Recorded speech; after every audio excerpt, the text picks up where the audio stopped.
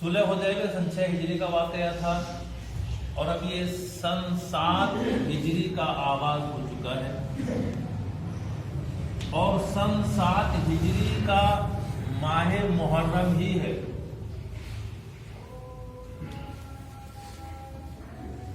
یعنی بالکل سن 7 ہجری کی شروعات ہے۔ ایک اور تاریخ کی بڑی مشہور جنگ جس کو ہم جنگ خیبر کے نام سے جانتے ہیں، غزوہ خیبر کے نام سے جانتے ہیں، وہ عمل میں آتی ہے۔ اس کا سبب کیا تھا، کس وجہ سے یہ جنگ ہوئی؟ خیبر میں بہت سارے مضبوط قلعے تھے، 8 یا 9 قلعے ان کے نام تاریخ میں دیے ہوئے ہیں، جس میں نائم ہے، قموس ہے، قتیبہ ہے وغیرہ۔ بڑے مضبوط قلعے تھے یہ، اور ان سب کے مجموعے کو خیبر کہا جاتا تھا۔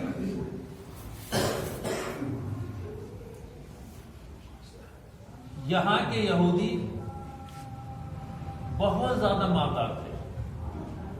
عرب میں جتنے یہودی تھے، یوں کہہ لیجئے کہ ان کا مرکز اور ہیڈ کوارٹر یہی تھا، خیبر۔ بڑے دولت مند تھے، بہادر و شجاع بھی تھے، پھر اتنے مضبوط قلعے بنا رکھے تھے کہ وہ سمجھتے تھے کہ دنیا کی کوئی طاقت ہم پر غالب نہیں آ سکتی، تو ہمارے قلعے بڑے مضبوط ہیں، یہ ان کو گمان تھا۔ اور سازشی ذہن تو ان کے مزاج میں، آج بھی اسلام کے خلاف جتنی سازشیں ہوتی ہیں ان میں یہودیوں کا سب سے بڑا رول ہوتا ہے۔ اس وقت بھی جتنی بھی جنگیں ہوتی تھی ان میں پسے پشت ان کا رول ضرور ہوتا تھا۔ اور جس وقت بنو نذیر کو جلا وطن کر دیا گیا تھا، یہودی تھے وہ بھی، تو پھر تو اور انتقام کی آگ ان کے دلوں میں بھڑک رہی تھی۔ یہ جتنے بھی کفار و مشرکین تھے ان سے ملتے تھے، ان کو بھگاتے تھے، جو دیگر قبائل عرب میں رہتے تھے ان کو یہ اسلام کے خلاف ورگلاتے تھے۔ اور پھر ایک جنگ کی تیاری تھی ان کی طرف سے کہ مدینے پر حملہ آور ہو جائے۔ جب یہ اطلاع پیغمبر اسلام صلی اللہ تعالی وسلم کو ملتی ہے تو آپ نے خود مدینہ منورہ سے نکل کر خود ان کی زمین پر پہنچ کر ان کو للکارنے کا ارادہ فرمایا، اور اللہ کے رسول صلی اللہ علیہ وسلم 1600 صحابہ کرام کے ساتھ خیبر کی طرف نکلتے ہیں۔ یہاں یہ بات قابل توجہ ہے کہ صلح حدیبیہ کے موقع پر ہی جو ہے خیبر کی خوشخبری دے دی گئی۔ تو اب 1600 صحابہ کرام کے ساتھ، جانثاروں کے ساتھ میرے آقا نکلتے ہیں، اور اتفاق دیکھیے کہ جب یہ سفر طے کر کے، ایک روایت میں کہ 8 منزلیں تھیں، اب منزلوں کا تو تعین مشکل ہوتا ہے، لیکن ایک تحقیقی روایت میں نظر سے گزری، اس میں 320 کلومیٹر کا ذکر ہے مدینہ شریف سے دوری خیبر کی۔ اللہ کے رسول جب خیبر کی حدود میں داخل ہوئے ہیں تو رات ہو گئی، رات کا وقت تھا۔ پیارے آقا صلی اللہ علیہ وسلم کی عادت مبارکہ تھی، بخاری شریف کی حدیث میں الگ سے پیش کر رہا ہوں، آپ کا معمول تھا، یہ آپ کی عادت تھی کہ جب کسی قوم میں رات کے وقت داخل ہوتے تو آپ صلی اللہ علیہ وسلم صبح کا انتظار کرتے، رات میں حملہ نہیں کرتے۔ اللہ کے رسول صلی اللہ علیہ وسلم نے جو اصول و ضوابط ہمیں دیے ہیں اس کی مثال نہیں ہے۔ سوتے وقت رات میں حملہ کر دینا اکثر اس کا فائدہ اٹھایا جاتا ہے، آج بھی دیکھیں آپ، آج کے وقت حملے ہوتے ہیں، لیکن پیارے آقا صلی اللہ علیہ وسلم کا اصول تھا، یہ بخاری شریف کی حدیث سے پاک ہے، آپ کا معمول تھا کہ آپ رات میں اگر پہنچتے تھے تو حملہ نہیں کرتے، صبح کا انتظار کرتے۔ اب صبح کا انتظار کیا، پھر الگ الگ قلعے تھے جو میں نے بتایا 8 یا 9 قلعے تھے، ایک ایک کر کے سب کو فتح کیا گیا۔ اب یہودیوں نے پلاننگ یہ کی کہ کسی قلعے میں تو عورتوں کو جمع کر دیا، سب کو ایک جگہ، کسی قلعے میں اپنے ہتھیار رکھ دیے، کسی قلعے میں فوج جمع کر دی۔ سب سے مضبوط قلعہ جو سب سے بعد میں فتح ہوا، جس کے فتح ہوتے ہی خیبر کی فتح کا اعلان کر دیا گیا، وہ ہے قلعہ قموس، اور وہاں کا رئیس یا وہاں کا سپہ سالار بھی کہہ سکتے ہیں اس کو، وہ تھا مرحب، جو 1000 سپاہیوں کے برابر قوت و طاقت رکھنے والا سمجھا جاتا تھا اپنے کو، اور بڑا بہادر شجاع مانا جاتا تھا۔ پہلے قلعہ نائم پر حملہ ہوا، اس میں کافی مسلمان زخمی بھی ہوئے۔ کل ملا کے جنگ خیبر میں 15 مسلمان شہید ہوئے ہیں، اور یہودیوں کے 93 لوگ قتل ہوئے، پھر بعد میں انہوں نے سرنڈر کر دیا۔ تو قلعہ نائم پر جب حملہ جاری تھا تو ایک صحابی رسول حضرت محمود بن مسلمہ رضی اللہ تعالیٰ، دھوپ بہت تیز تھی، موسم سخت تھا، تھکے ہوئے تھے، قلعے کی دیوار کے نیچے سو گئے۔ ایک یہودی نے دیکھ لیا، آپ پر جا کر بڑا پتھر گرا دیا، آپ کا سر اسے کچل گیا اور آپ شہید ہو گئے۔ ابھی شہادت کا مرتبہ بڑا عجیب ہے صاحب، کیا مقام ملتا ہے۔ یہی اس کے لیے ایک واقعہ اور میرے ذہن میں آیا، یہی خیبر کا موقع ہے، ادھر یہود تیاری کر رہے تھے مقابلے کی، اور ادھر اسلامی لشکر ان کی حدود میں داخل ہو چکا تھا۔ تو ان کی تیاریوں کو دیکھ کر کے ایک حبشی چرواہا تھا، اس کو اسود کہہ کر پکارتے تھے، اور رائی چرواہے کو بولتے ہیں، اسود رائی۔ وہ شخص، اسے کوئی زیادہ سروکار نہیں سب چیزوں سے، کیا ہو رہا ہے کیا نہیں ہو رہا، لیکن پھر بھی فطرت ہے انسان کے، جب کوئی چیز دیکھتا ہے تو معلوم کر ہی لیتا ہے، سیدھا سادہ آدمی معلوم کر لیتا ہے۔ اس نے پوچھا کہ بھئی یہ کیا معاملہ ہے، کس کے لیے تیاریاں ہو رہی ہیں، کس سے جنگ ہونی ہے؟ تو کہا کہ یہ محمد عربی سے جنگ ہونی ہے۔ کہا کہ کون ہے وہ، کون ہے؟ تو بتایا یہودیوں نے کہ وہ شخص ہے کہ جس نے نبوت کا دعویٰ کیا ہے۔ یہ سن کر کے اسود رائی کے دل میں ایک محبت پیدا ہوئی، اور سوچا کہ چلو اس شخص سے پہلے ایک ملاقات تو کر لیں جس نے نبوت کا دعویٰ کیا ہے، دیکھ تو لے کون ہے۔ اب اس کا کام تھا کہ خیبر کے رئیسوں کے بدلے کو چراتا تھا وہ شخص، تو اس کی ڈیوٹی تھی، بکریاں لے کر کے جنگل کی طرف کو نکلا۔ اب ادھر جا کر دیکھا تو لشکر اسلام ٹھہرا ہوا ہے، پوچھا بھی یہ لشکر کیسے ٹھہرا ہوا ہے؟ بتایا گیا کہ خیبر کے لوگوں کو دعوت دی گئی اسلام کی، اگر وہ دعوت قبول نہیں کرے مجھ سے جنگ ہوگی۔ کہ اچھا، کسی لشکری سے پوچھا کہ تمہارا آقا کون ہے، میرے لشکر کون ہے، میں اس سے ملاقات کرنا چاہتا ہوں۔ کہا کہ چلو ہمارے آقا محمد رسول اللہ صلی اللہ علیہ وسلم، وہ مسلمان کو لے گیا سرکار کی بارگاہ میں۔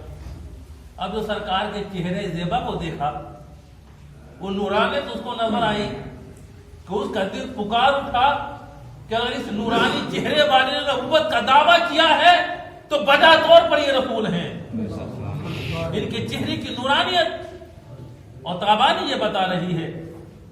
المختصر وہ قدم بوس ہوا اور پھر پوچھتا ہے کہ اے آقا یہ بتائیے اگر میں اسلام قبول کر لوں تو مجھے کیا ملے گا؟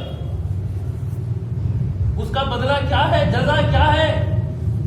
کونین کے تاجدار صلی اللہ علیہ وسلم ارشاد فرماتے ہیں کہ اگر تم نے اسلام قبول کر لیا تو اس کے بدلے تمہیں جنت اور جنت کی نعمتیں ملے گی۔ جنت اور جنت کی نعمتیں ملیں گی۔ اللہ اکبر۔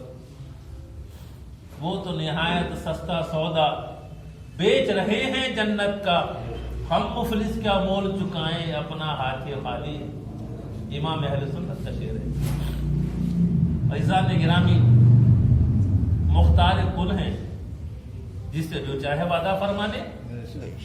آپ نے کہا اسلام قبول کرو، جنت کی نعمت ہے تمہارے لیے۔ بس دل میں ایک جذبہ پیدا ہوا اور عرض کیا ہے آقا آپ کو گواہ بنا کر کلمہ پڑھ رہا ہوں، آپ پر ایمان لا رہا ہوں، اسلام قبول کر لیا، مسلمان ہو گیا۔ اور پھر عرض کرتا ہے اسود رائی کہ آقا اب مجھے اجازت دیجئے کہ میں جنگ میں شامل ہو جاؤں۔ آقا نے اس دیوانے کو اجازت دے دی کہ جاؤ جنگ میں شامل ہو جاؤ۔ اب یہ جنگ کے لیے بڑے پورے شجاعت اور بہادر۔ ہاں اس سے پہلے یہ ہوا کہ بکریاں ان کے پاس تھیں، بکریوں کا ساتھ تھا، بکرے چرانے کے لیے نکلے تھے۔ تو عرض کرتے ہیں کہ اے آقا یہ بکریاں خیبر والوں کی ہیں جو میں چرانے کے لیے لایا ہوں، اجرت پر چراتا ہوں، ان کا کیا کروں، ان کے متعلق کیا حکم ہے؟ اب جو حکم آپ فرمائیں گے وہ کروں گا نا۔ اور کسی کو دل و جان سے ماننے کا یہی تو مطلب ہوتا، پھر اس کی اپنی مرضی کب رہ جاتی ہے؟ وہ تو اپنا سودا کر چکے تھے، مدینے والے کے ہاتھ پر بک چکے تھے۔ اسود رائی پوچھتے ہیں کہ آقا اب جو حکم آپ کا ہو وہ کروں، بکریاں واپس کروں نہ کروں؟ اب یہاں ذرا انصاف کو آواز دو، فطرت پر نظر رکھو۔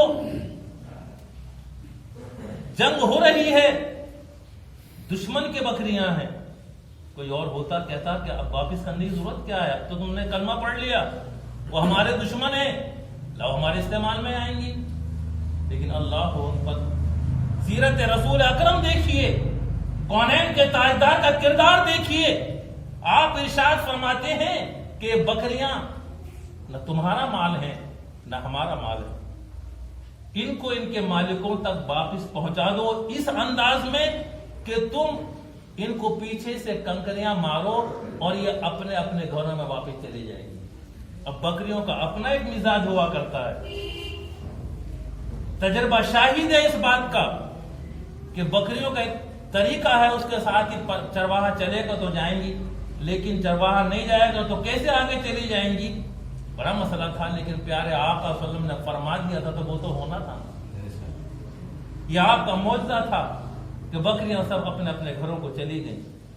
انصاف دیکھیے پیارے آقا صلی اللہ علیہ وسلم کا کہ ان بکریوں کو اپنے دشمنوں کے گھر تک پہنچا دیا۔ جنگ کے دوران کی بات ہے، یہ معمولی بات نہیں ہے۔ اب یہ اسود رائی اجازت لیتے ہیں سرکار صلی اللہ علیہ وسلم سے اور میدان کارزار میں پہنچ جاتے ہیں، بڑی شجاعت اور بہادری دکھاتے ہیں اور آخرکار لڑتے لڑتے جام شہادت نوش فرما دیتے ہیں۔ ان للہ و انا الیہ راجعون۔ پیارے آقا حکم دیتے ہیں کہ ان کی لاش کو خیمے میں لایا جائے۔ میں بار بار کہتا ہوں اللہ کی قسم جیسا آقا ہم کو ملا ہے کسی کو نہیں ملا۔ ہم جتنا ناز کرے غلام اپنے آقا کی غلامی پر اتنا کم ہے۔ کونین کے تاجدار صلی اللہ علیہ وسلم سرہانے کھڑے ہوئے ہیں، لاش رکھی ہوئی ہے اور یہ بشارت دے رہے ہیں، خوشخبری دے رہے ہیں صحابہ کو کہ اللہ رب العزت نے اس کے کالے چہرے کو نورانیت میں تبدیل فرما دیا. یہ شہادت کے بعد کیا انعام ملا, کیا جزا ملی. اور آپ دیکھیں کہ یہ چیز صرف نگاہ نبوت دیکھ رہی ہے, کوئی دوسرا نہیں دیکھ رہا. اللہ رب العزت نے آپ کو علم غیب عطا فرمایا, تمام حجابات آپ کی نظروں سے اٹھے ہوئے تھے, اور جو نگاہ نبوت دیکھتی ہے وہ دوسری آپ نہیں دیکھ سکتے. پیارے آپ پر ارشاد فرما رہے ہیں کہ اللہ نے اس کے کالے چہرے کو نورانیت میں تبدیل فرما دیا. پھر آگے ارشاد فرماتے ہیں, یہ حدیث پاک کر بات ہے, آگے ارشاد فرماتے ہیں کہ اللہ رب العزت نے اس کو جنت عطا فرما دی, اور میں جنت میں اس کو ٹہلتے ہوئے دیکھ رہا ہوں. 2 حوریں اللہ نے اس کو عطا فرما دی. اور پھر آخر میں ایک بڑا پیارا جملہ آپ نے تاریخ کے ارشاد فرمایا, اللہ کی شان ہے کہ اس نے عمل تو قلیل کیا اور اس کو اجر عظیم دیا گیا. کیونکہ قلیل عمل کا کیا معاملہ تھا آپ دیکھیں کہ ان کے کھاتے میں تو نہ نماز ہے, نہ روزہ ہے, نہ حج ہے, نہ زکوٰۃ ہے, نہ صلہ رحمی ہے, نہ پڑوسی کے حقوق ہے, نہ اخلاق, کچھ بھی تو نہیں ہے. بھئی ابھی تو اسلام قبول کیا ہے, ایمان کی دولت ہے, اور پھر جہاد ہے, اس میں شہادت ہے. کیا عظیم مرتبہ ہے شہادت کا, کیا عظیم مرتبہ ہے جہاد کا. آپ غور تو فرمائیں کہ پیارے آقا صلی اللہ علیہ وسلم ان کو بالکل جیسے کہ لائیو ہوتا ہے, وہ بتا رہے ہیں کہ میں جنت میں دیکھ رہا ہوں, سرکار کی نظروں کے سامنے. یہ حضرت اسود رائی رضی اللہ تعالیٰ. اب کیونکہ ایمان کی حالت میں سرکار کو دیکھا ہے, ایمان کی حالت میں آپ رخصت ہوئے ہیں دنیا سے, شہید ہو کر ہوئے ہیں, صحابی رسول ہیں, وہ بلند مقام و مرتبہ ہے صحابی کا کہ غیر میرا آقا ارشاد فرماتے ہیں کہ اگر میرا صحابی ایک مد جو اللہ کی راہ میں خرچ کر دے تو غیر صحابی بہت پہاڑ کی برابر بھی سونا خرچ کر دے تو اس کے ثواب کو نہیں پہنچ سکتا. یہ مقام مرتبہ ہے. فیضان گرامی, اب یہ نائم فتح ہو گیا تھا, دوسرے قلعے بھی فتح ہو گئے. سب سے جو مضبوط قلعہ تھا وہ قموس کا تھا جو میں نے بتایا, اور قموس کا قلعہ آسانی سے فتح نہیں ہو رہا تھا. پیارے آقا صلی اللہ علیہ وسلم نے ایک دن سیدنا صدیق اکبر یادگار کو علم عطا فرمایا تھا. زوردار مسلمانوں نے حضرت صدیق اکبر کی قیادت میں حملہ کیا, لیکن انہوں نے ادھر سے تیر برسائے فصیلوں سے, اتنی تیر باری کی کہ دن چھپ گیا اور مسلمان کامیاب بھی حاصل نہ کر سکے. دوسرا دن آیا, پیارے آقا صلی اللہ علیہ وسلم حضرت فاروق اعظم کو جھنڈا عطا فرما دیا کہ آج تم جاؤ جھنڈا لے کر کے. اس دن بھی زوردار حملہ ہوا, لیکن قلعہ فتح نہیں ہوا. اور فتح ہوتا بھی کیسے, فاتح خیبر ہونا تو کسی اور کے مقدر میں ہوگا. اب غیب دار رسول ارشاد فرماتے ہیں اس دن رات کو جب جنگ ختم ہو گئی کہ کل میں جھنڈا ایسے شخص کو عطا کروں گا کہ وہ اللہ اور اللہ کے رسول سے محبت کرتا ہے. یہ بخاری شریف کی حدیث ہے, میں اب بیان کر رہا ہوں کہ کل میں جھنڈا ایسے شخص کے ہاتھ میں دوں گا کہ وہ اللہ اور اللہ کے رسول سے محبت کرتا ہے, اور اللہ اور اللہ کے رسول اس سے محبت کرتے ہیں, اور اللہ تعالیٰ اس کے ہاتھ پر فتح عطا فرمائے گا. اب یہ کوئی معمولی بشارت نہیں تھی, معمولی اعلان نہیں تھا. اب دیکھیے پیارے آقا صلی اللہ علیہ وسلم کو اللہ نے علم عطا فرمایا تھا کہ کل فتح ہو جائے گی. کس شخص کے ہاتھ پر ہوگی سرکار اس کو بھی جانتے تھے, اور اس کے اوصاف کو بھی جانتے تھے کہ وہ اللہ اللہ کے رسول سے محبت کرتا ہے, اور اللہ اور اللہ کا رسول اس سے محبت کرتے ہیں. اب راوی حدیث بیان کرتے ہیں, بخاری شریف کا جز ہے یہ والا بھی, کہ تمام لوگوں نے, مجاہدین اسلام نے بڑی اضطراری کے ساتھ وہ رات گزاری. یہ حدیث پاک کے جز تھا. اب کیوں گزاری آپ سوچ سکتے ہیں, یہ 3 عظیم بشارتیں تھیں کہ ایک تو فاتح خیبر ہونا اس کے لیے بشارت تھی کہ اللہ اس کے ہاتھ پر فتح عطا فرمائے گا، اور ایک یہ کہ اللہ کے رسول سے محبت کرنے والا وہ محب اللہ ہوگا، محب رسول ہوگا۔ اور تیسری بات کیا تھی کہ اللہ کے رسول اس سے محبت کرنے والے، وہ محبوب بھی اللہ کے رسول کا۔ تو میری نظر میں تیسری والی جو بشارت تھی وہ سب سے نمایاں ہے۔ کیوں ہے؟ دیکھیے، یہ دعویٰ تو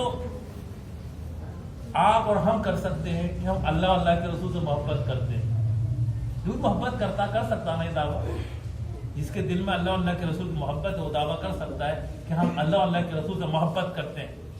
لیکن یہ دعویٰ آپ کیسے کر سکتے ہیں؟ ہم کیسے کر سکتے ہیں کہ اللہ کا رسول بھی ہم سے محبت کرتے ہیں؟ یہ ہمارے پاس کوئی گارنٹی نہیں، تو یہ ہم دعویٰ نہیں کر سکتے نا، کیونکہ اللہ کے رسول کا معاملہ ہے۔ ہم کرتے ہیں، ہمارا اپنی ذات کا معاملہ ہے، تو ہم اپنی ذات کی نہیں دعویٰ کر سکتے ہیں، لیکن اللہ کا رسول بھی ہم سے محبت کرتے ہیں، یہ دعویٰ ہم نہیں کر سکتے۔ لیکن یہاں سرکار نے کیا بشارت دی کہ وہ اللہ کے رسول سے محبت کرتا ہے، اور اللہ کا رسول اس سے محبت کرتے ہیں۔ تو آج سند دی جا رہی تھی اس شخص کو جس کے ہاتھ میں کل آقا جھنڈا عطا فرمائیں گے کہ نہ وہ صرف اللہ کا محب ہے اور اس کے رسول کا محب ہے، بلکہ اللہ کا بھی محبوب ہے اور اللہ کے رسول کا بھی محبوب ہے۔ یہ بہت بڑی نعمت تھی، اس لیے بڑی بےتابی اور بے قراری کے ساتھ، یہاں تک کہ ایک روایت میں نظر سے گزری صاحب، میں مچل گیا۔ حضرت فاروق اعظم بیان کرتے ہیں کہ میری بڑی خواہش تھی کہ کل جھنڈا مجھے مل جائے، یعنی اس سے پہلے بھی جھنڈا انہیں کے ہاتھ میں تھا، کہ کل جو سرکار نے اوصاف بیان کیے کل جھنڈا مجھے مل جائے۔ اور کہتے ہیں کہ اس دن کے علاوہ کبھی میرے دل میں یہ خواہش ہی پیدا نہ ہوئی کہ مجھے جھنڈا دیا جائے، مجھے سرداری دی جائے، میری دی جائے، کبھی خواہش نہیں ہوئی اس دن کے علاوہ۔ صرف اس دن خواہش ضرور ہوئی، کاش کہ جھنڈا کل مجھے مل جائے۔ اس کی وجہ جو ہے یہ تین عظیم بشارتیں تھی۔ اب کہ وقت مکمل ہو گیا، واقعہ تو بہت طویل ہے، انشاءاللہ تعالی اگلے جمعے کو یہ واقعہ مکمل ہوگا اور ابتدائی حصے میں مکمل ہو جائے گا، اس کا جو انشاءاللہ بیان کیا جائے گا۔ اللہ تعالیٰ کے بارگاہ میں دعا ہے کہ رب کریم ہمیں